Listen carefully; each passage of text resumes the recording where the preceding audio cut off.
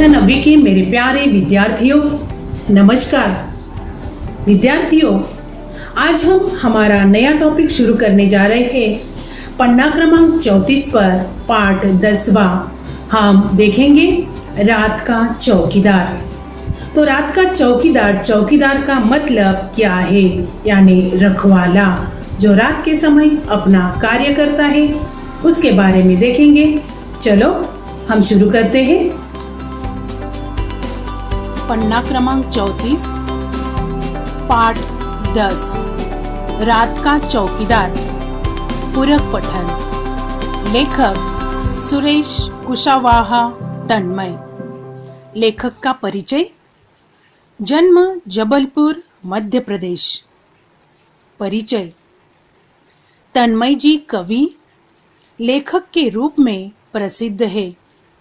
उनकी रचनाएं विभिन्न पत्र पत्रिकाओं में छपती रहती है। प्रमुख कृतियां: अक्षरदीप जलाए बाल कविता संग्रह, छोटू का दर्द कहानी, शेष कुशल है काव्य संग्रह आदि। गद्य संबंधी। यह एक लघु कथा है। लघु कथा किसी बहुत बड़े परिदृश्य में से एक विशेष क्षण प्रसंग को प्रस्तुत करने का चातुर्य है। प्रस्तुत पाठ में लेखक ने चौकीदार के माध्यम से जहां इस पेशे से जुड़े लोगों की ईमानदारी, कर्तव्य निष्ठा को दिखाया है, वही कुछ लोगों की मुफ्तखोरी को दर्शाते हुए जन जागृति करने का प्रयास किया है।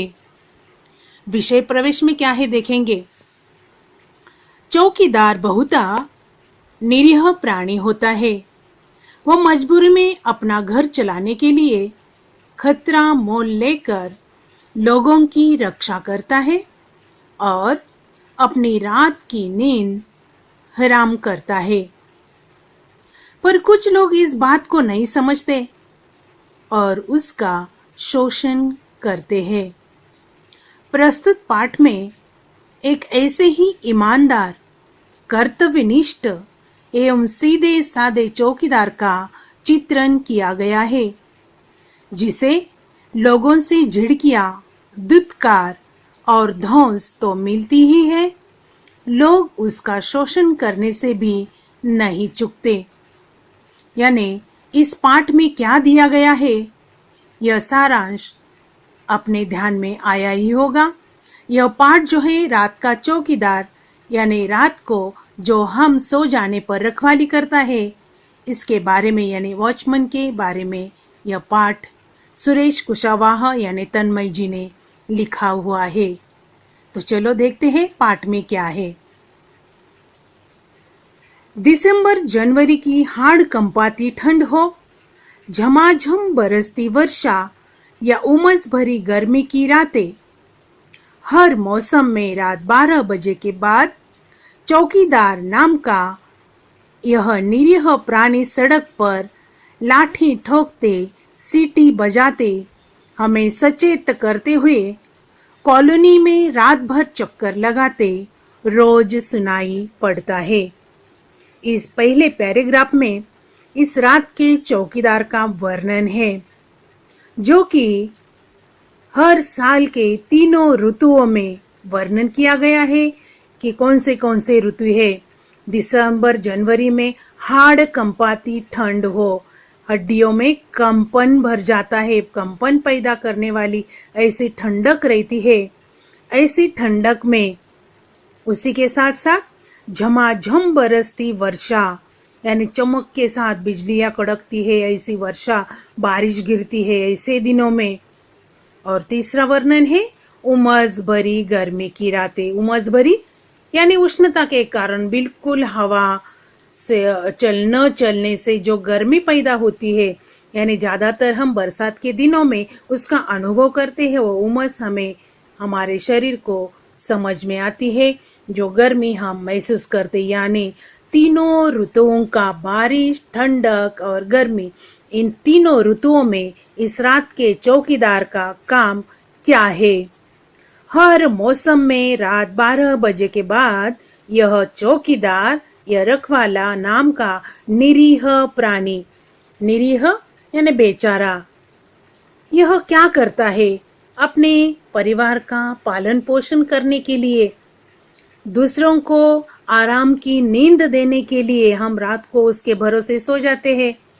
और यह निरीह प्राणी रात को सड़क पर, यह बेचारा प्राणी, प्राणी कहा गया है, बेचारा कहा गया है, यानी सब सो जाते हैं, लाखों लोग सो जाते, हजारों लोग सो जाते, और एक व्यक्ति पूरे सड़क पर क्या करता है?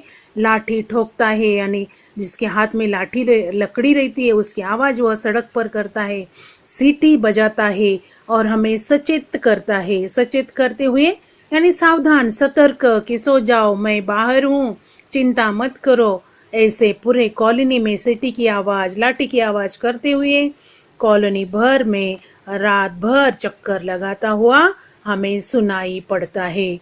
यानी इस पैराग्राफ में मैंने कहा कि चौकीदार का वर्णन दिया गया है।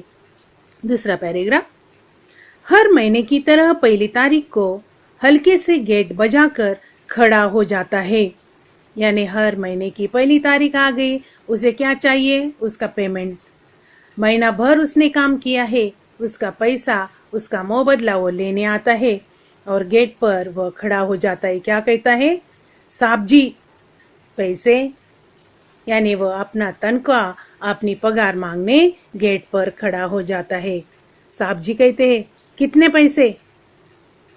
वह उससे पूछता है, यानी साहब जी पूछते हैं कितने पैसे? साहब जी 1 रुपया रोज के हिसाब से महीने के 30 रुपए। आपको तो मालूम ही है, यानी एक दिन के लिए 1 रुपया, यानी महीने के कितने रुपए?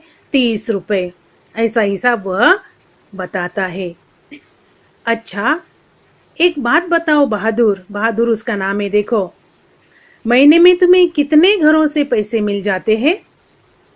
यानी एक महीने में जितने भी घरों में तुम जाते हो उन पूरे घरों में से कितने घर तुम्हें, कितने लोग तुम्हें पैसे दे देते हैं?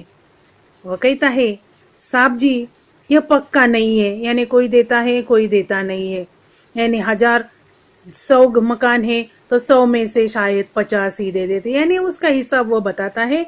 यह निश्चित नहीं है साहब जी, यह पक्का नहीं है, कभी 60 घर से, कभी 50 से। तीज त्योहार पर बाकी घरों से भी कभी कुछ मिल जाता है। तीज त्योहार यानी कुछ फंक्शन है, कुछ प्रोग्राम है, कुछ शादी ब्याह का कार्यक्रम है, ऐसे समय में मुझे थोड़ा सा कुछ घरों से मिल जाता है और बस इतने में ठीक ठाक गुजारा हो जाता है हमारा। गुजारा यानी निर्वाह हम कर लेते हैं।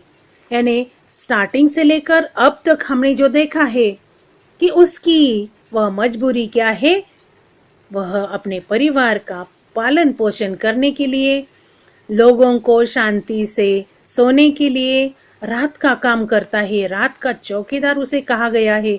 उसका वर्णन इस पैराग्राफ में, यानी स्टार्टिंग से लेकर ठीक ठाक गुजारा होता है हमारा, यहाँ तक हमने देखा कि वह किस प्रकार अपना कार्य करता है। उसे जो भी प्रश्न पूछा गया है, साहब जी ने उसे प्रश्न किया है कि तुम्हें कितने पैसे मिलते हैं, यानी महीने में 1 रुपया। अगर एक दिन को कहा तो महीने के एक मकान के, एक घर के कितने पैसे हो जाएंगे? 30 रुपए हो जाएंगे। तो उसे फिर से प्रश्न किया जाता है कि इन सब घरों से तुम्हें कितने पैसे मिल जाते हैं? तो वो उत्तर देता है कि कभी 60 घर से, कभी 50 घर से। यानी सब लोग उसे पैसे नहीं देते हैं। कभी कभी उनके यहाँ आवाज नहीं आती होगी, लोग भी डांटते रहते हैं कि तू हमारे यहाँ आया ही नहीं, ऐसा होता है। और इस प्रकार यह चौकीदार जो है अपना काम तीनों ऋतुओं में कैसे करता है। निरीह बेचारा उसे कहा गया है। रात को सड़क पर लाठी टेकता है, ठोकता है, आवाज करता है, मुंह से सीटी बजाता है और लोगों को सावधान, सतर्क करता है कि मैं काम कर रहा हूँ, आप शांति से सो जाइए। और उसकी तनख्वाह के बारे में अगर हमने देखा तो वो कहता है कभी तीज त्योहार पर बाकी घरों से जब कुछ मिल जाता है तो बस इतने में ठीक ठाक गुजारा यानी निर्वाह हमारा हो जाता है। तो इस प्रकार यहाँ तक रात के चौकीदार का वर्णन हम देख चुके हैं। रात का यह चौकीदार अपनी इन तीनों ऋतुओं का कार्य किस प्रकार करता है, लोगों से उसे किस प्रकार तनख्वाह यानी पेमेंट यानी वेतन उसे प्राप्त हो जाता है, इसकी जानकारी इस पैराग्राफ द्वारा हमने ले ली है। और यह जानकारी प्राप्त करते हुए यह कौन सा कार्य करता है यह भी हमने देखा है, हम जान चुके हैं। तो इस प्रकार यहाँ तक हम आज देख चुके हैं। उसके आगे नेक्स्ट लेक्चर में।